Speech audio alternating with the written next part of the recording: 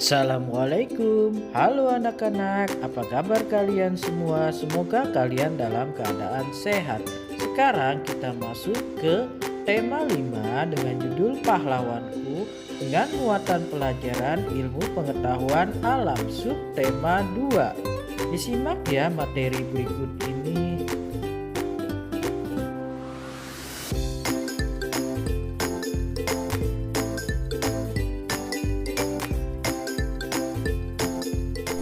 Nah, anak-anak, sekarang kita masuk ke pemantulan cahaya.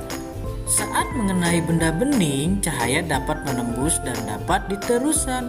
Namun, jika cahaya mengenai benda gelap, cahaya akan dipantulkan kembali. Pantulan cahaya dari suatu benda masuk ke dalam mata sehingga kita dapat melihat benda tersebut. Nah, jenis pemantulan ada apa sih? Pemantulan cahaya baur, yaitu pemantulan cahaya ke segala arah yang terjadi karena bekas sinar datang jatuh pada permukaan kasar atau tidak rata. Contohnya seperti ini ya, gambar pemantulan baur. Sedangkan pemantulan cahaya teratur yaitu pemantulan cahaya yang mempunyai arah teratur. Terjadi karena cahaya jatuh pada benda yang datar atau rata. Contohnya seperti gambar di bawah ini ya.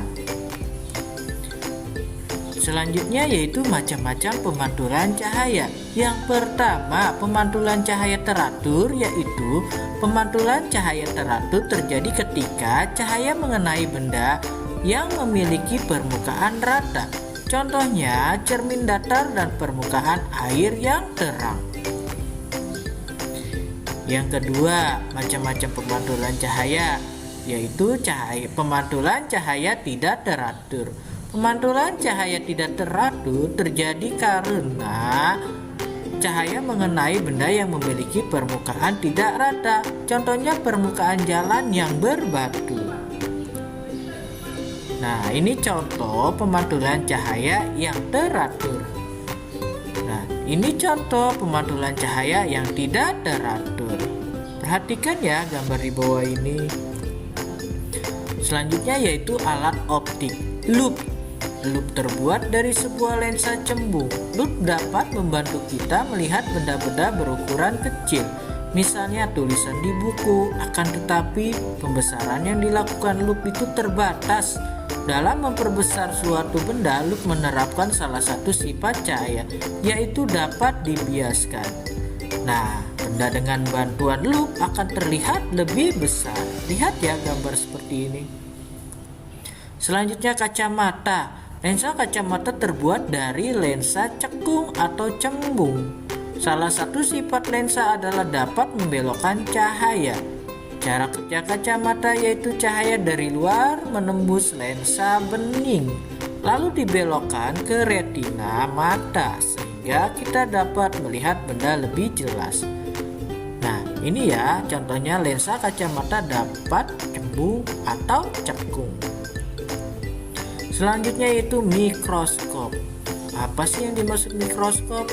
Mikroskop adalah alat yang digunakan untuk melihat benda yang tidak kasat mata, misalnya bakteri dan jamur. Ini harus menggunakan bantuan mikroskop. Mikroskop dapat memperbesar bayangan sampai 100 kali, sehingga kita dapat melihat benda yang kecil dan jelas. Ya. Benda yang kecil akan terlihat jelas jika dilihat dengan bantuan yang namanya mikroskop.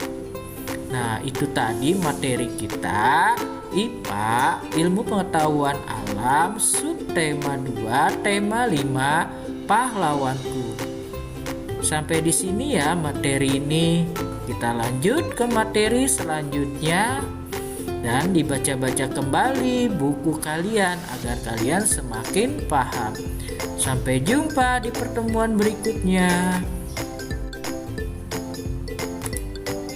Dunia kita penuh dengan warna, tapi sebenarnya bagaimana kita dapat melihat banyak warna?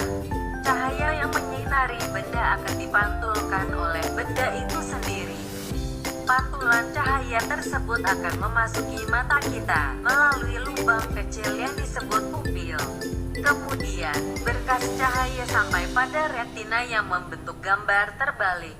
Pada retina terdapat saraf mata yang menghubungkan retina dengan otak. Saraf mata akan meneruskan informasi dari retina berupa gambar terbalik tersebut ke otak, kemudian otak akan menerjemahkan informasi tersebut.